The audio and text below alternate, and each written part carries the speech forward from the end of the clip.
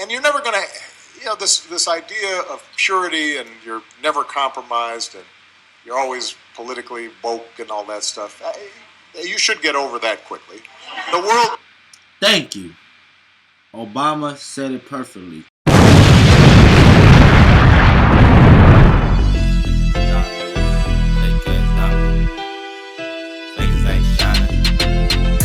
Niggas tryna shine, but they diamonds fake. Fuck off my. What's poppin', YouTube? What's poppin', Duck Squad? Welcome back to my channel. Yeah, dig. Y'all know how we start this off. Before we get started, hit that like button. Subscribe. Let's get 10 likes on this. Let's go for 10 likes. Turn your notification bells on. But further ado, let's get to the video.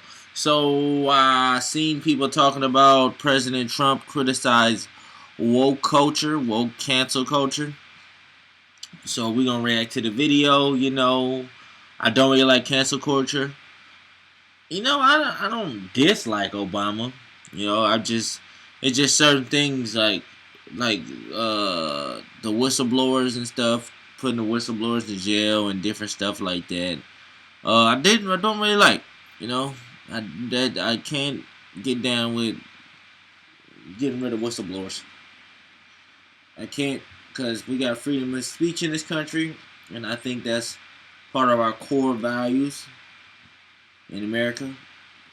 Freedom of speech, and we get rid of whistleblowers, and there's some other stuff, but I'm not gonna get into that. I think Obama was fine. I'm not, I don't dislike him or hate him. I just think he was like any other president. But let's react to this video. I gotta give him props. Wait, let me hear what he says, and then I'll see if I give him props. There is this sense sometimes of the way of me making change is to be as judgmental as possible about other people. And you're never going to, this idea of purity and you're never compromised and you're always politically woke and all that stuff. You should get over that quickly.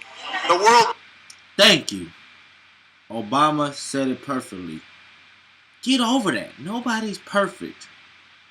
You know what I'm saying? You stop judging everybody. Stop acting like you are the morale police. You know what I'm saying? This cancel culture stuff has got too far, bro. You gotta forgive people. People make mistakes. We gotta let people come back from those mistakes. We can't just try to kick them out of society. Well, it depends on what you do. To be honest, if you're doing stuff to little kids, gotta watch what words we say on YouTube, because they be tech tripping. If you're doing stuff to little kids, I'm not willing to forgive you for that type of stuff, But a lot of stuff I am. For the most part, most things I can, look at somebody and say, okay, you made a mistake. But let's finish watching this. The world is messy. There are ambiguities. Ambiguous. Ooh, people who look that word up. Do really good stuff have flaws. People who you are fighting may love their kids and share certain things with you. And I think that one danger I see among young people, particularly on college campuses, Malia and I talk about this. Yara goes to school with my daughter. But I do get a sense sometimes now among certain young people, and this is accelerated by social media, there is this sense sometimes of the way of me making change is to be as judgmental as possible about other people. Exactly. That's what, you got all these woke college kids that think they know everything when they haven't experienced nothing at all. They want to judge everybody else. They want to say, oh, it's your fault because of this. Oh, you're this, you're that. You don't know nothing. You only know what they taught you at school. You don't have any life experience. So for all these college kids to just be judging everybody and trying to call everybody out for the mistakes they make, it's nonsense. It's total nonsense. And that's enough. Like Obesity. if I tweet or hashtag about how you didn't do something right or used the wrong verb, or then I can sit back and feel pretty good about myself because, man, you see how woke I was? I called you out. Exactly. I'm going to get on TV, watch my show, watch Grownish. You know, that's not activism. That's not bringing about change. You know, if all you're doing is casting stones, you know, you're probably not going to get that far. That's easy. Exactly. We got all these people throwing stones in glass houses. Like, you know, I'm not the biggest Christian. I believe in God. I believe in the devil. I'm not really the biggest religious person. You know, I do believe in heaven, hell. You know, I do believe in Jesus and stuff like that. But Jesus said, "The one thou who is without sin, throw the first stone." And you got all these people that are dirtbags, full of sin, do terrible things, got dirty past, throwing stones at everybody. You know what I'm saying? And then when they make a mistake, they want to cry about it. Well, you bred this culture to life. You brought this culture to life. You're the reason why everybody's on tilt right now. Because everybody's scared of getting canceled. Me, I'm not. I don't really care. Cancel me. What's that gonna do for me? Nothing to me. But hey, yeah. You do to be politically correct. Instead, it's something that will benefit the organization, whatever that organization is. And the reason is that all of us have blind spots. All of us have strengths, but we also have weaknesses. We have different perspectives and different experiences. And what I found as president was that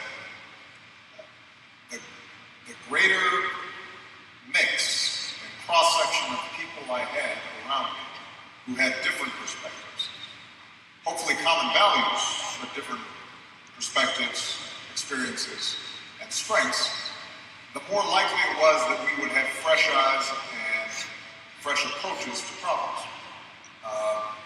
So if an organization starting at the top makes a determination that that's important, then the next step is to put your words into action, and that means being very intentional about it. There are some cases, I think, in the startup world where people just don't even think about it. They're not actively trying to exclude, but they're not thinking about it. It's not a focus. And so those of us who are in charge of large organizations that historically have been more exclusive have to actively reach out.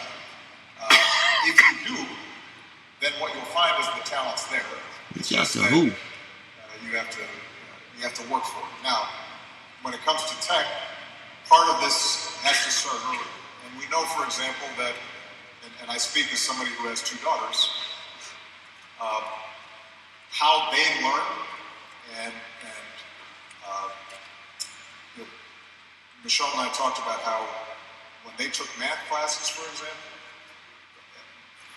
they benefited much more from working in groups and collaboratively.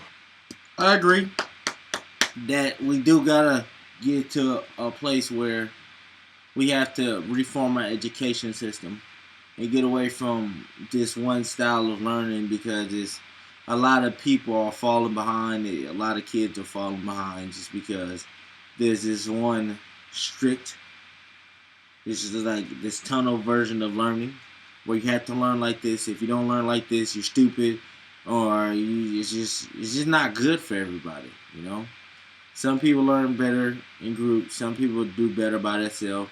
Some people do better visually doing it. Some people just can't understand certain things. It just don't click for some people. Like,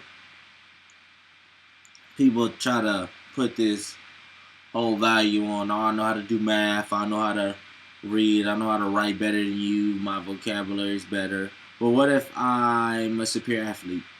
Is that not a form of smarts? What if I'm amazing at video games? Is that not a form of smarts? What if I'm good on computers? Is that not a form of smarts? We come to this place where the education that the government has designated for us is what it is, when it's not necessarily the best for everybody, because there's different types of smarts. People are smart at different things, and we have to get away from this thing to where book smarts is the only way we give people credit for being smart. We gotta broaden our viewpoint on what actual genius and smarts is, because there's different types of smarts, as I just brought up. Like the ones I just brought up is different types. Than just working on a problem on their own. So if we're designing our education system to ensure that we want more young women staying with STEM education, science, math, engineering, then we have to think about it. Why is it that so many young girls are dropping off early? What are the social... I don't think it's that they're dropping off early. I just think women are interested in different things. I just think more men are interested in that. Now, I'm not gonna say some women don't get discouraged because there's not women in there, but I do think that a big part of it, a big part of that is the fact that men and women have different interests. I just don't think a lot of them are interested in it. And then I like I say, I say this all the time. I've done 10,000 rides on Uber.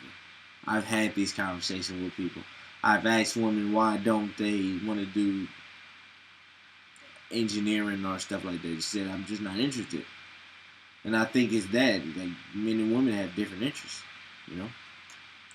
Social pressures, are we designing curriculums better so that we have that pool and those young people have confidence coming in?